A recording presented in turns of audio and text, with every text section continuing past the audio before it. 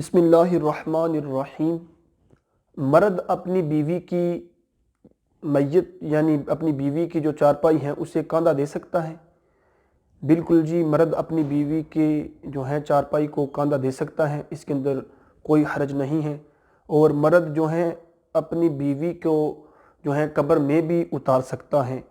हाँ, उसके जिस्म को बिला हायल छू नहीं सकता, यानी उसके जिस्म को बिला हायल नहीं छू सकता। इसका मतलब यानी कि उसके छूने के दरमियान और बीवी के जिस्म के दरमियान कोई चीज़ ना हो, यानी डायरेक्ट उस हाथ से बीवी के जिस्म को नहीं छू सकता। यानी कपड़ा वगैरह ऊपर हो तो वो फिर अपनी बीवी के जिस्म को छू सकता है, यानी कब्र में भी उतार सकता है।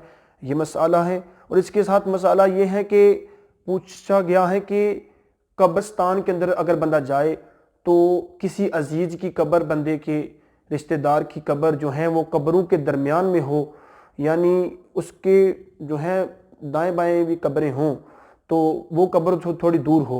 अगर बंदा कब्र के पास जाए तो उन कब्रों के ऊपर से होकर गुजर कर जाना पड़ता है, तो फिर दुआ करने का क्या तरीका है? तो मेरे दोस्तों, बहार शरीयत के अंदर इस मसले को बयान किया गया है कि अगर जो है कब्र थोड़ी दूर है तो आपने कब्र के लिए दुआ करनी है, तो आप जो हैं वो दूर से ही खड़े होकर उस अपने अजीज़ के लिए दुआ कर सकते हैं, तो उसके अंदर कोई हर्ज नहीं है। बेहतर यह है कि आप दूर से ही खड़े होकर जो है ये दुआ करें। और पूछा गया है कि जब किसी के पास ताज़ियत करने जाएं, यानी किसी का कोई बंदा फौत हो जाता है तो उसके पास ताज़ियत करने का क्या तरीका है? तो मेरे दोस्तों, आम तौर के ऊपर हम जाते हैं तो जाकर कहते हैं कि बड़ा अफसोस हुआ। अफसोस नहीं कह सकते क्योंकि अल्लाह ताला का हुक्म था, अल्लाह ताला के हुक्म के ऊपर बंदा अफसोस नहीं कर सकता। तो मेरे दोस्तों, ताज़ियत करने का तरीका ये है कि बंदा जाके ये कहे कि जो अल्लाह ताला का हुक्म था होना तो वही था। और हुजूर अलैहिस्सलातु वस्सलाम आप इस तरह ताज़ियत फरमाते थे।